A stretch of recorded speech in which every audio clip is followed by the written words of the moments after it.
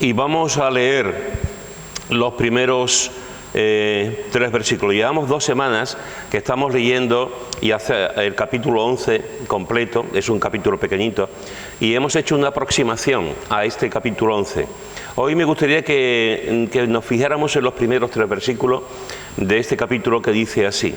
Éxodo 11, del 1 al 3, dice: Jehová dijo a Moisés: una plaga traeré aún sobre Faraón y sobre Egipto, después de la cual él os dejará ir de aquí, y seguramente os echará de aquí del todo. Habla ahora al pueblo, y que cada uno pida a su vecino y cada una a su vecina alhajas de plata y de oro.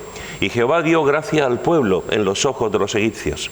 También Moisés era tenido por gran varón en la tierra de Egipto, a los ojos de los siervos de Faraón y a los ojos del pueblo.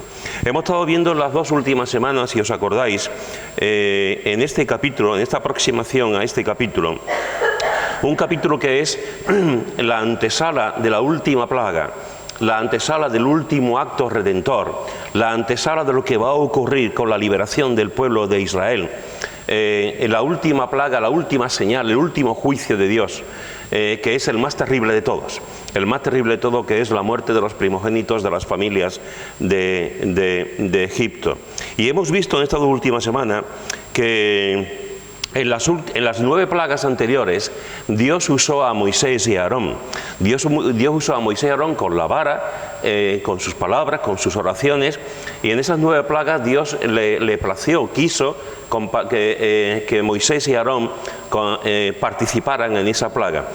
En esta 10ª plaga no participa Aarón ni Moisés. En esta 10ª plaga es la soberanía de Dios absolutamente la que se pone en juego. Y es Dios mismo también las 9 plagas, pero las 9 plagas anteriores usa a siervo suyo. En esta ocasión es Él solamente quien da esta señal y quien hace esta, llamémosla, plaga. Dios lo hace todo y vimos que es parte de su soberanía ese hecho. Y vimos también que hay un componente de tragedia por una parte para los egipcios y un componente de alegría para los israelitas, un componente de tragedia, de horror, de muerte para los egipcios, que en una noche mueran sus hijos primogénitos, y una noche de alegría y de gozo de la protección de Dios para los hijos de Israel, y sabiendo también que por fin ya van a salir de la esclavitud. Y vimos cómo Dios nos saca de la esclavitud para llevarnos a la libertad.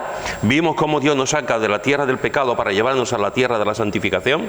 Y vimos también que desgraciadamente el pueblo de Israel salió de allí y no disfrutó de la libertad, no disfrutó de esa libertad que Dios había puesto, que Dios les había sacado de allí, del pago enorme que se tuvo que pagar por parte de los egipcios.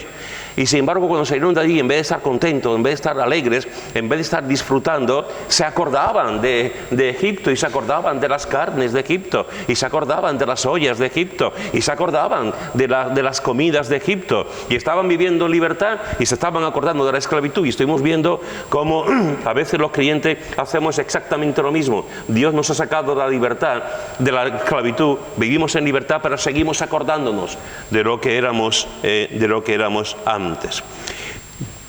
En estos 3 primeros versículos que hemos vuelto a leer en esta semana, vemos algunas cosas interesantes.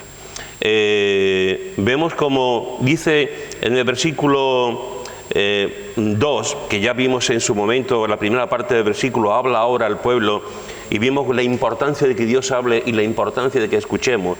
El Señor dice: habla ahora al pueblo, Moisés, y que cada uno pida a su vecino y cada una a su vecina alhajas de plata y de oro. Este es un texto muy interesante. Se van a ir ya, van a salir. Y el Señor les dice a Moisés que pida a cada uno, a su vecino, cada una a su vecina, alhajas de plata y de oro. En el siguiente capítulo 12, versículo 35 y 36, vemos exactamente lo mismo. Dice: hicieron los hijos de Israel conforme al mandamiento de Moisés, pidiendo de los egipcios alhajas de plata y de oro y vestidos. Y Jehová dio gracia al pueblo delante de los egipcios, y les dieron cuanto pedían. Así despojaron a los egipcios. Es interesante, durante muchísimos años habían sido esclavos. Durante 430 años habían sido esclavos. Durante 430 años tenían sueldos miserables, tenían casas miserables, tenían derechos miserables porque apenas tenían derecho para nada. Durante 430 años vivieron, permitidme esta expresión, vivieron de una manera miserable, bajo el yugo, bajo la bota del opresor de Egipto. Durante 400 años estuvieron a expensas de la voluntad de los demás, del dinero de los demás, de lo que los demás querían hacer con ello. Y ahora, cuando van a salir después de tantos siglos, cuando van a salir ya, el Señor les pide una compensación económica a los egipcios. Les pide una compensación económica porque habían trabajado gratis. Habían trabajado, se habían extenuado y incluso muchos habían muerto a consecuencia del trabajo, de las obras que habían hecho. Y les pide una compensación económica. Les dice, os vais a ir, pero pedirle alhajas, oro, pedirle a vuestros vecinos, y es justo. Durante todo este tiempo habéis trabajado sin nada. Durante todo este tiempo os han expoliado. Durante todo este tiempo se han aprovechado de vosotros. Así que ahora que vais a salir, pedirle esta compensación económica. Y es interesante porque antes de que pasara esto ya antes de la novena plaga, Dios ya lo había dicho. Antes de la primera plaga, Dios ya lo había dicho. Mirad lo que dice en el capítulo 3, versículo 20 al 22. Capítulo 3, versículo 20 al 22 dice: pero yo extenderé mi mano y heriré a Egipto con todas mis maravillas que haré en él, y entonces os dejará ir. Y yo daré a este pueblo gracia en los ojos de los egipcios, para que cuando salgáis no vayáis con las manos vacías, sino que pedirá cada mujer a su vecina y a su huéspeda alhajas de plata, alhajas de oro y vestidos, los cuales pondréis sobre vuestros hijos y vuestras hijas, y despojaréis a Egipto. Es interesante que Dios, ya antes de lo que va a ocurrir, ya Dios había dicho lo que iba a ocurrir. Ya ha dicho, cuando salgáis, después de todas estas plagas, cuando el corazón de Faraón ya diga, se acabó, no puedo luchar más contra mí, cuando ya vea todas mis maravillas y vea todo lo que hago, llegará un momento en que os dejará libre. En ese momento, pedirle alhajas, pedirle vestidos, pedirle oro, cuando eso ocurre. O sea, Dios ya iba por delante. Dios ya iba por delante, Dios ya sabía lo que iba a ocurrir. Y en nuestras vidas muchas veces nosotros no sabemos lo que va a ocurrir, pero Dios sí sabe lo que va a ocurrir.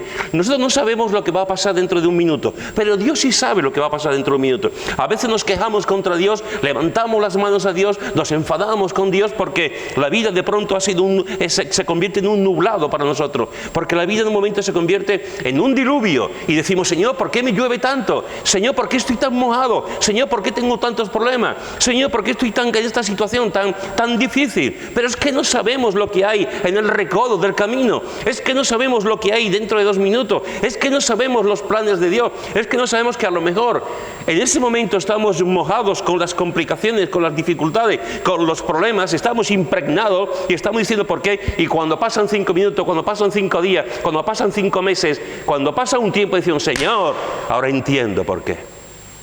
Ahora entiendo por qué pasó esta situación. Ahora sé. El Señor va por delante siempre. Nosotros no. Incluso, como hemos visto en algún momento, a veces incluso nos vamos para atrás. Pero el Señor siempre va por delante y siempre sabe lo que ocurre en nuestra vida. El Señor les dijo, cuando salgáis, vais a llevaros estas cosas. ¿De dónde sacaron los vestidos en el desierto? ¿De dónde sacaron tantas cosas en el desierto? De ahí. De esa compensación económica que les dieron los egipcios a los israelitas. Pero no solamente eso, Mirad lo que dice en el capítulo 25 de Éxodo, versículo 1 al 9. Éxodo 25, del 1 al 9 dice: Jehová habló a Moisés diciendo: di a los hijos de Israel que tomen para mí ofrenda. De todo varón que la diere de su voluntad, de corazón tomaréis mi ofrenda. Esta es la ofrenda que tomaréis de ellos: oro, plata, cobre, azul, púrpura, carmesí, lino fino, pelo de cabras, pieles de carneros teñidas de rojo, pieles de tejones, madera de acacia, aceite para el alumbrado, especias para el aceite de la unción y para el incienso aromático, piedras de ónice y piedras de engaste para el efod y para el pectoral. Y harán un santuario para mí, y habitaré en medio de ellos, conforme a todo lo que yo te muestre, el diseño del tabernáculo y el diseño de todos sus utensilios. Así lo haréis. Cuando sale Israel de la esclavitud, al poco tiempo el Señor le dice a Moisés: me vais a construir un tabernáculo, me vais a construir una casa de oración, me vais a construir una casa de reunión, me vais a construir un lugar donde yo pueda mostrar mi gloria, y me vais a construir esto de esta manera. Y estaban en el desierto. ¿De dónde sacan lo que el Señor pide aquí? ¿De dónde saca todas estas cosas que está pidiendo? Pues de ahí, de Egipto, de los que lo esclavizaron, el oro, la plata, el cobre, los vestidos. ¿De dónde sale? Los tejidos, ¿de dónde sale? De ahí, de Egipto. Es decir, de los opresores, de esos 430 años de esclavitud, el Señor hace un principio, hace algo completamente nuevo. Vuestros opresores os van a dar lo suficiente para que en el desierto me construyáis un santuario, para que en el desierto hagáis el tabernáculo y yo habite en medio de vosotros. Los egipcios no lo sabían, los israelitas tampoco lo sabían, pero Dios ya lo tenía en su calendario, Dios ya lo tenía en su momento, Dios ya lo tenía en su corazón lo que iba a pasar.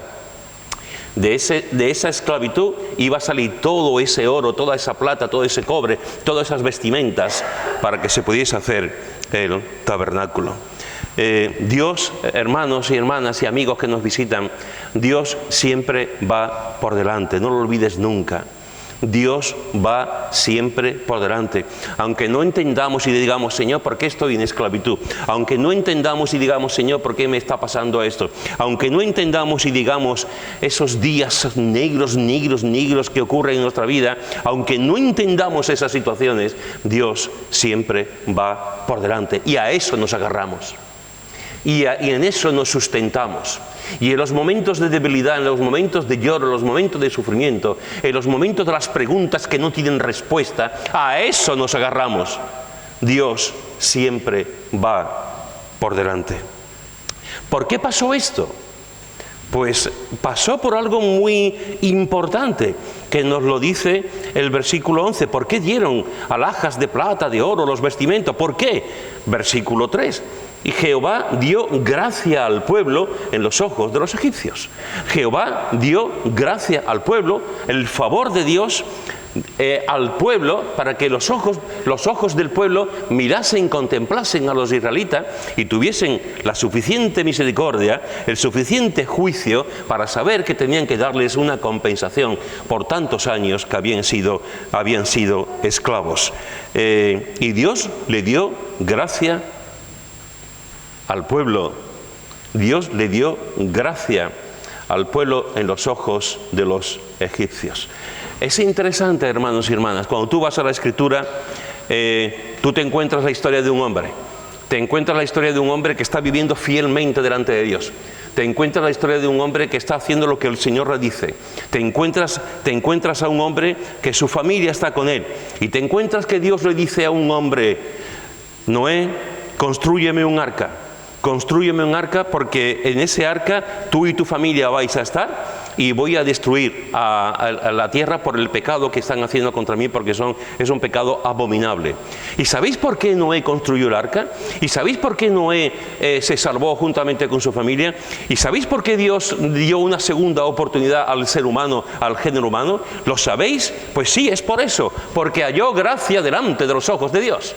Noé halló gracia delante de Dios. Noé fue un hombre como todos los hombres, pero la palabra de Dios nos dice que fue un pregonero de justicia. Nos dice que fue un hombre conforme al corazón de Dios, como después se dijo acerca de David.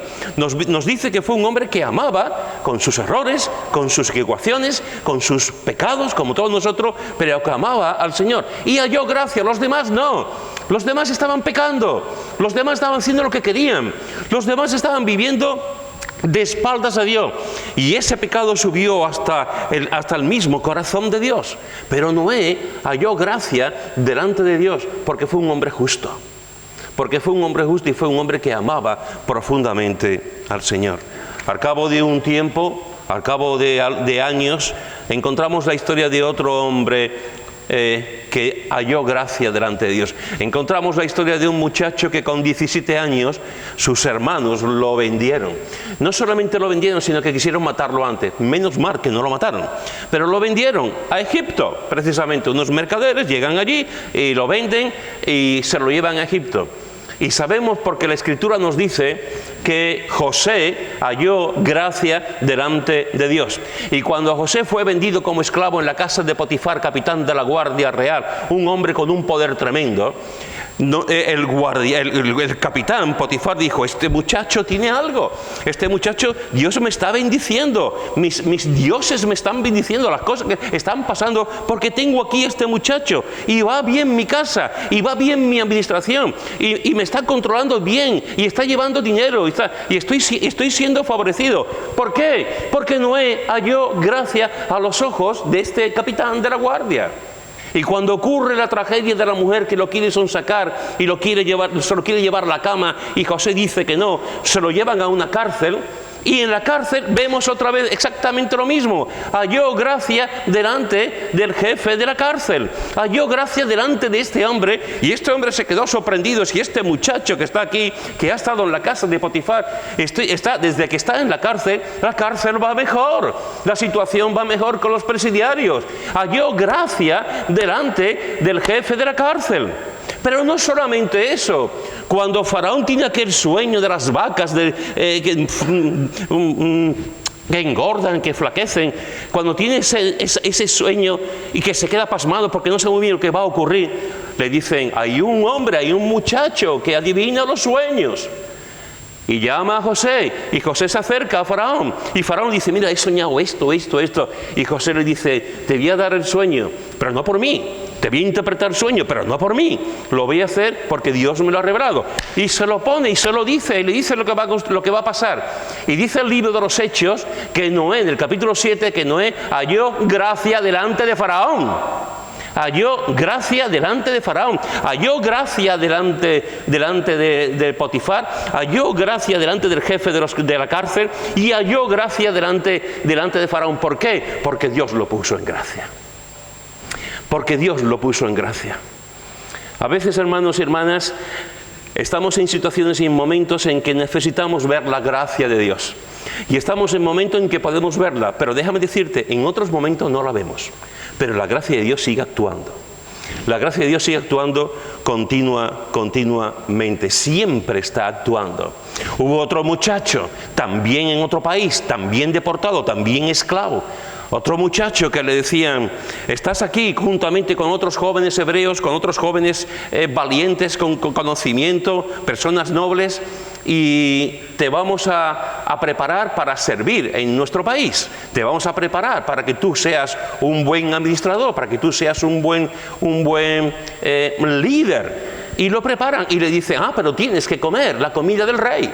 Tienes que comer toda esta comida. Y Daniel y sus amigos dicen: vale, estamos dispuestos a aprender, vale, estamos dispuestos a poder ayudar en Babilonia. Estamos dispuestos a que este país, que ya va a ser el nuestro, podamos ayudar en lo que podamos. Pero yo no quiero comer delante de la comida del rey. No queremos comer esa comida porque está dada a los dioses. Y no queremos hacer eso. Y le dicen al capitán, le dicen al guardián: ¿te importa que comamos verdura? ¿Te importa que no comamos esa carne que está ofrecida a los ídolos? Y dice el texto bíblico que Daniel halló gracia,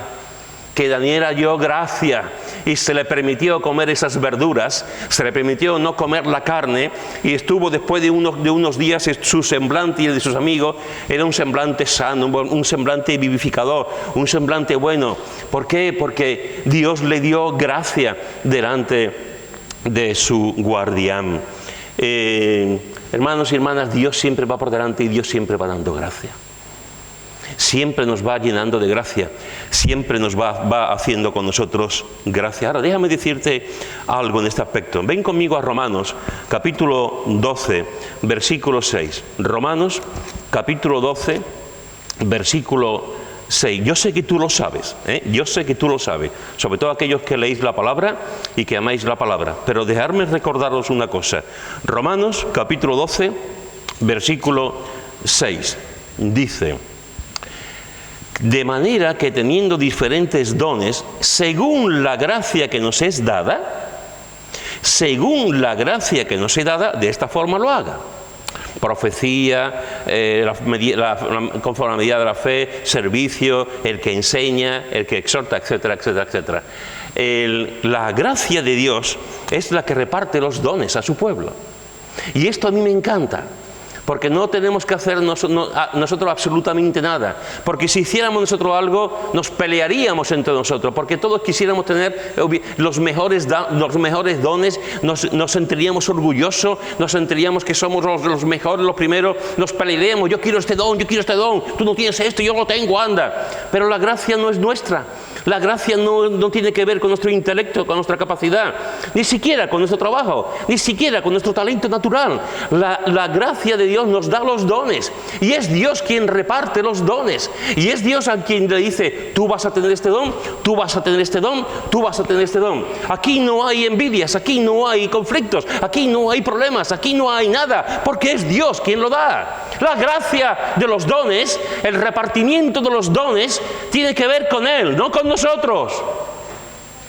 Y Dios nos da los dones para que lo podamos poner a su disposición para la edificación de su iglesia y para la evangelización del mundo, según la gracia que nos es dada. La gracia que nos es dada. La pregunta que cualquiera en mi lugar haría, predicando esto, diría: ¿y tú qué estás haciendo con tus dones?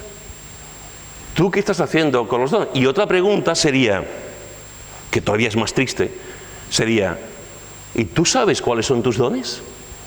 ¿Tú sabes cuál es tu don? En la mayoría de las iglesias, cuando se pregunta a una persona cuál es su don, la mayoría, el 90% de las iglesias, no tienen ni idea de cuáles son sus dones. En todo el mundo. Y esto habla de una situación caótica. Esto produce una tristeza tremenda. De personas porque una persona que lleve un mes, es normal que yo llevaba 8 meses, 9 meses, y yo no tenía ni idea del don que yo tenía. Pero cuando una persona lleva 20 años en el Señor y que no sepa cuáles son sus dones, algo está ocurriendo, algo está pasando.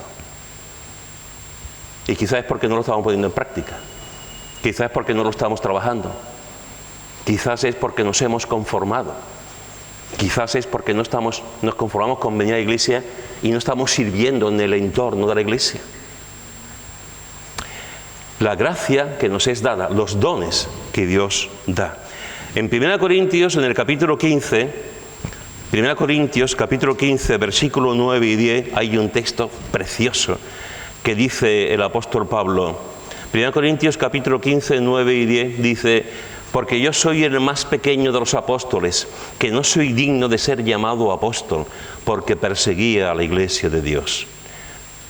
Pero, y los peros de la Biblia, pero este hombre que es el más pequeño, este hombre que no es digno, este hombre que ha perseguido a la iglesia de Dios, pero por la gracia de Dios, por la gracia de Dios, soy lo que soy.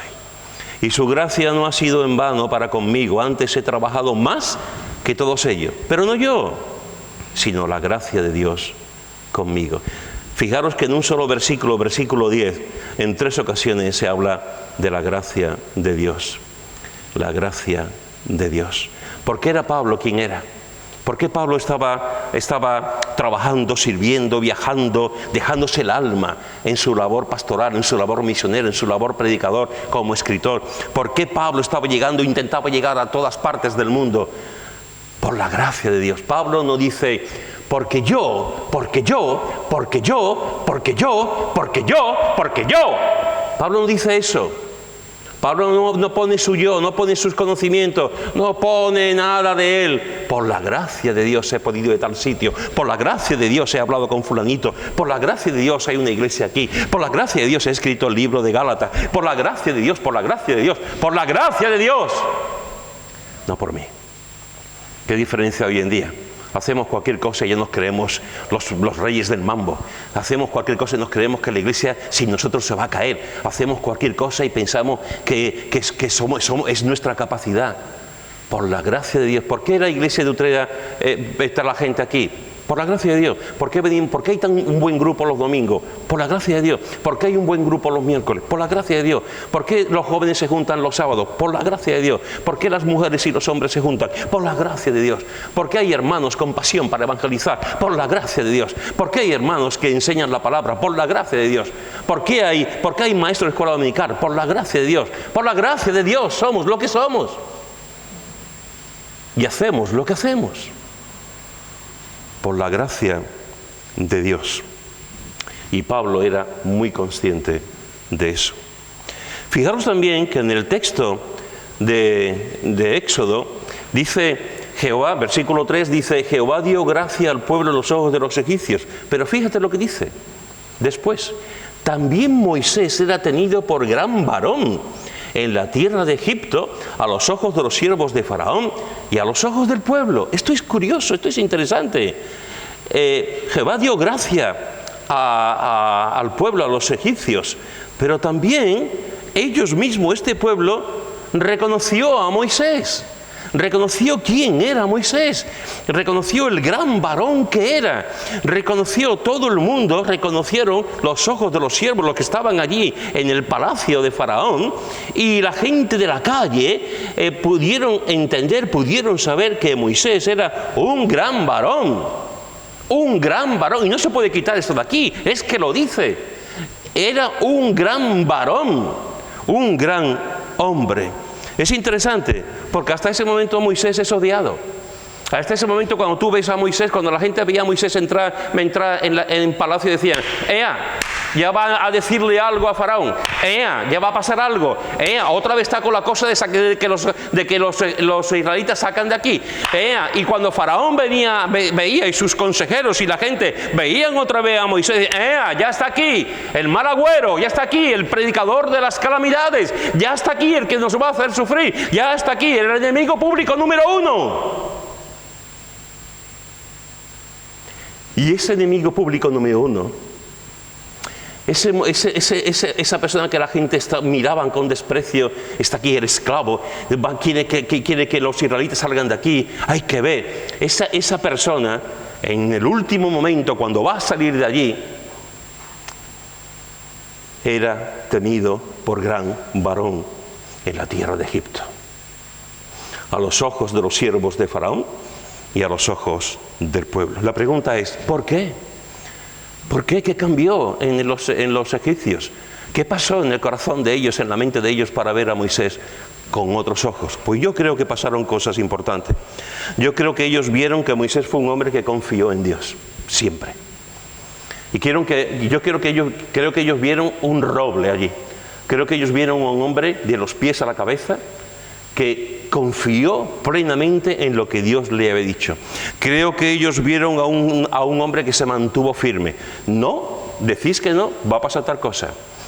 Vuelve a aparecer, no, decís que no, pero siempre volvía, se mantuvo firme, como no podía ser de otra manera, como dice el autor de Hebreo, se estuvo viendo al invisible, y viendo al invisible se presentaba delante de Faraón para hacer lo que Dios le había dicho. Y el pueblo vio a este hombre que confiaba en su Dios, y el pueblo vio a este hombre que se mantenía firme a lo que su Dios le había dicho, y el pueblo vio a este hombre que era perseverante, una y otra vez, se fue delante de Faraón, una y otra vez. Y Faraón le decía: ora por mí, y Moisés oraba por él, y Faraón decía otra vez: anda, sigue orando por mí, y Moisés seguía orando por él, pero seguía diciendo las cosas que Dios le había dicho. Un hombre perseverante. Pero creo que también los egipcios advirtieron otra cosa. Creo que advirtieron otra cosa, que fue un hombre que confió en Dios, que se mantuvo firme, que fue perseverante, pero que fue noble. y que les advirtió. En cada plaga les dijo, va a pasar esto. Si sale el pueblo no va a pasar tal cosa. Moisés no se reía de la desgracia de los egipcios. Moisés no se decía, venga, mira, esto, bien, Dios, gracias por mandar la plaga, mira, anda, os lo dije. No, Moisés decía, ¿qué va a pasar esto? Y se lo decía a la cara. Y le decía públicamente a Faraón y a los que estaban allí, va a pasar esto, con todo el dolor de su corazón. Y cuando Faraón estaba, ¿qué va a pasar? Ora, y él oraba. Fue un hombre noble, fue un hombre de principios. Fue un hombre que no se deleitó en lo que ocurría en los demás, en la desgracia de los demás. Fue un hombre que decía lo que Dios le había dicho y que decía a los ojos lo que iba a ocurrir. Y creo que eso hizo que los egipcios de alguna forma reconocieran también que era un buen hombre y un gran hombre. Dice en el capítulo 16 de Proverbios, versículo 7, Proverbios capítulo 16, versículo 7 dice: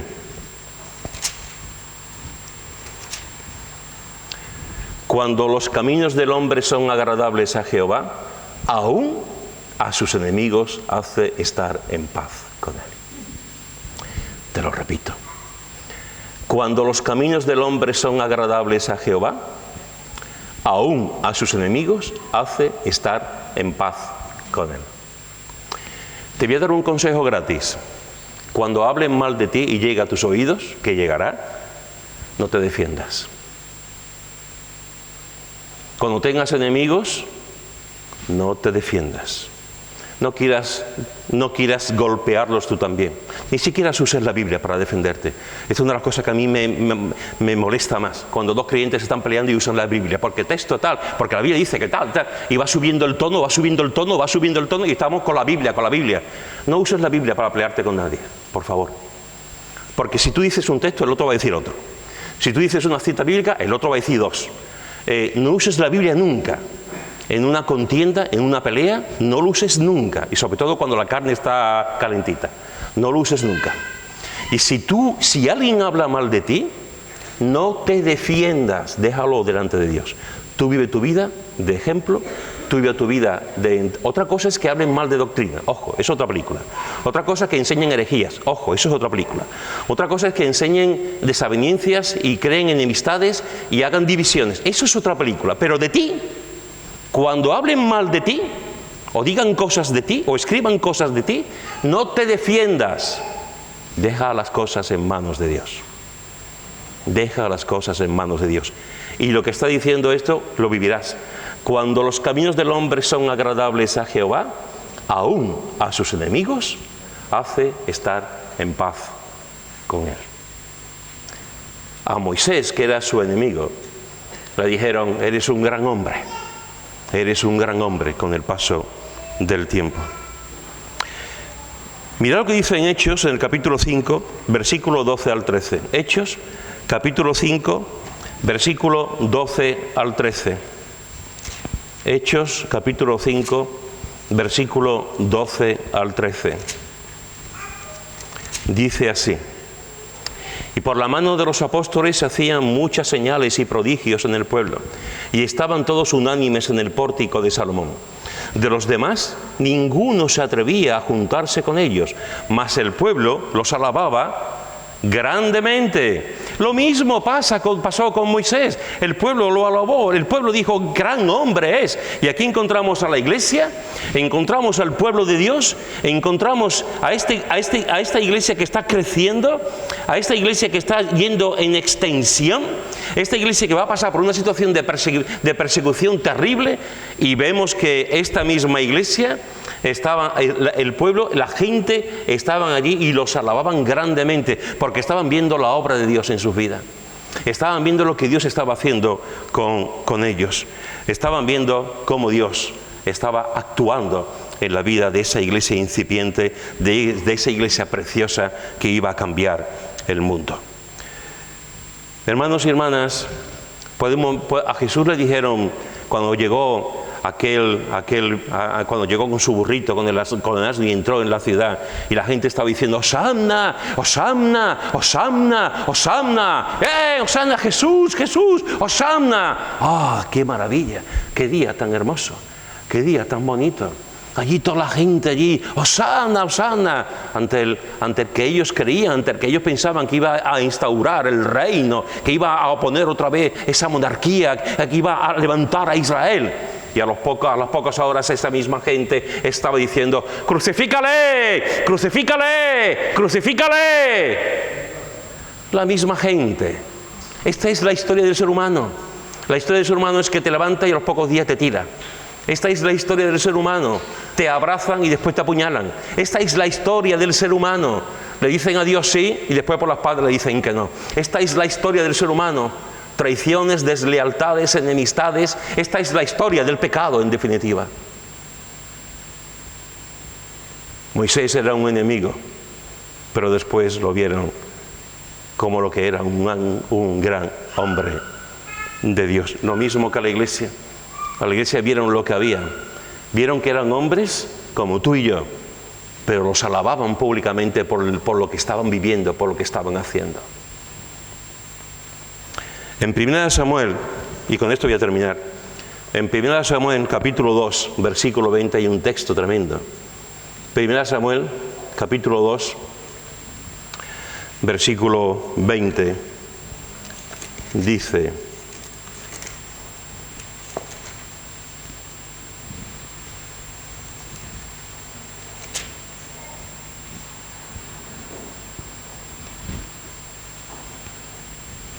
versículo 30.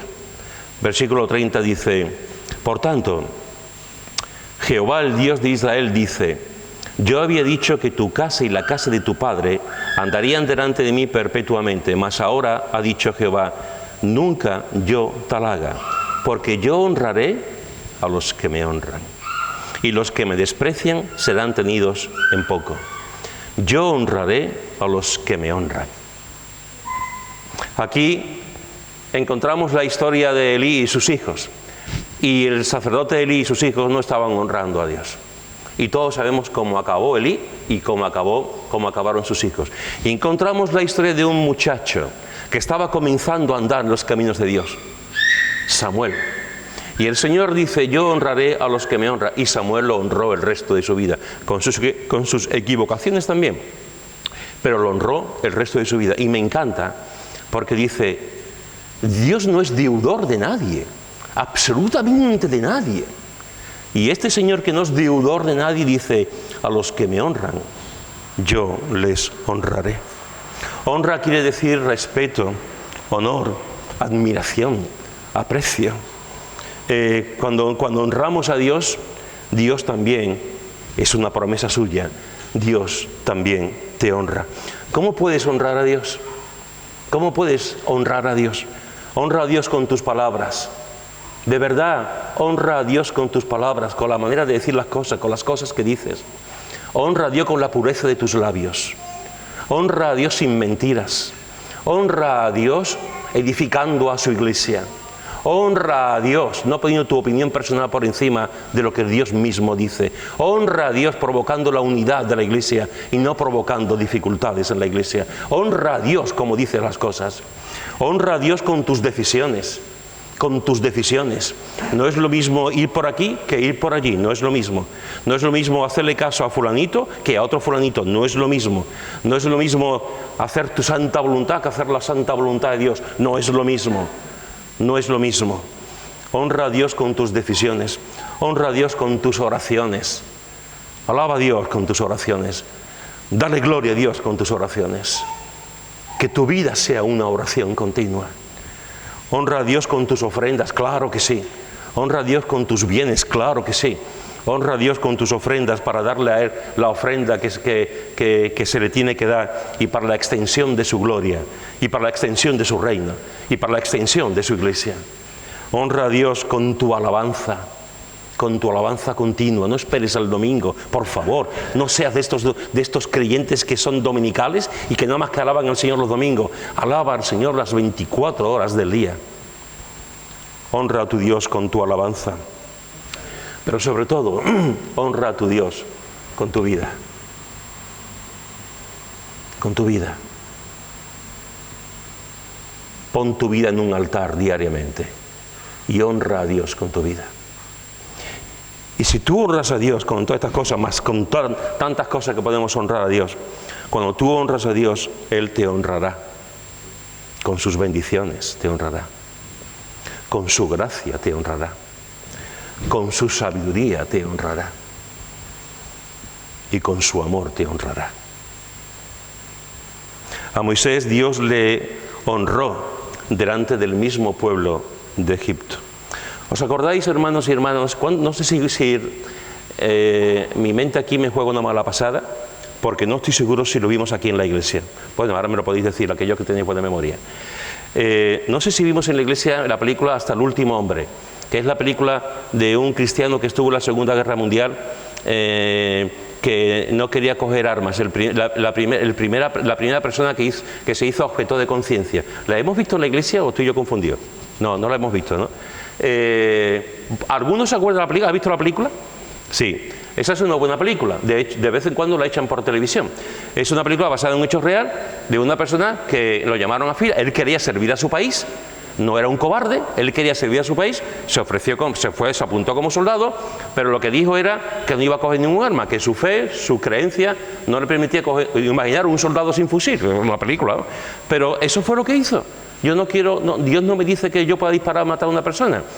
Y la película cuenta cómo sus compañeros se burlaban de él, cómo sus jefes se burlaban de él y cómo pensaban que era un cobarde, un miserable cobarde, porque refugiándose en su fe no quería coger ningún fusil y disparar a los demás. Hizo las mismas cosas, hizo los mismos ejercicios, hacía las mismas cosas que los demás soldados, pero no cogía un arma.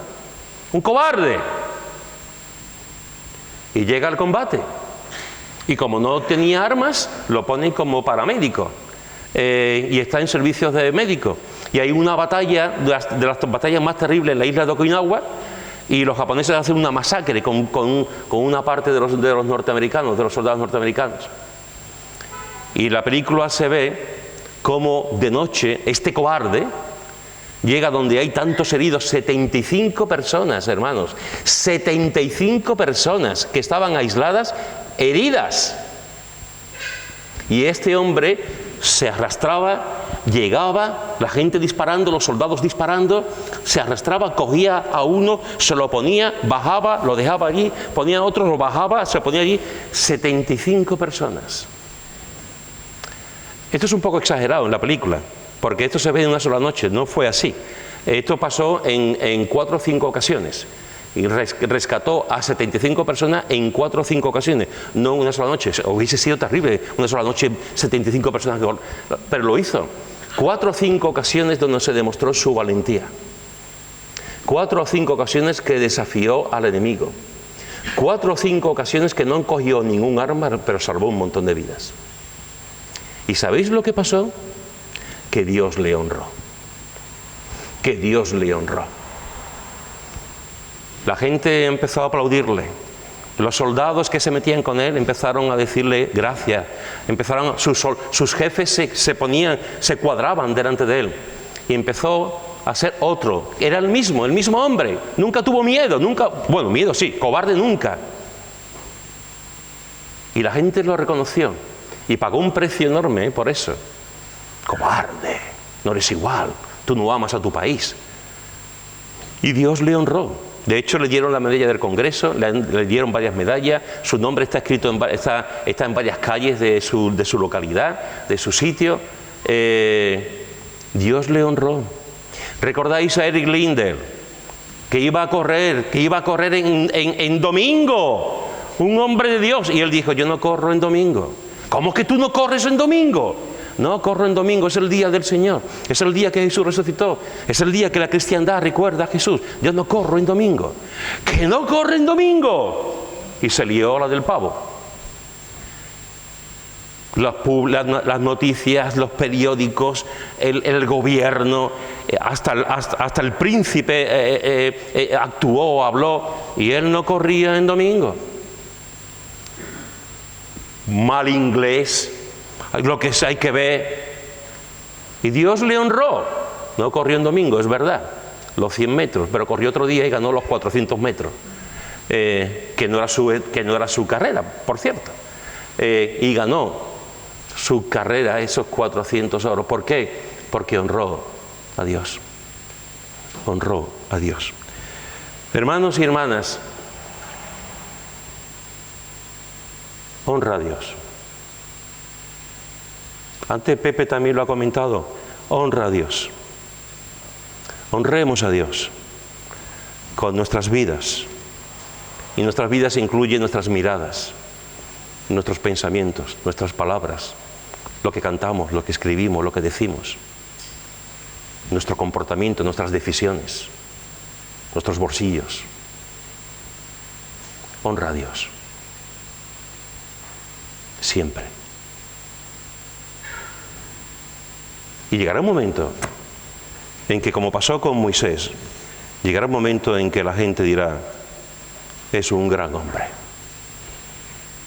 No por él, sino por la gracia de Dios en él. Amén.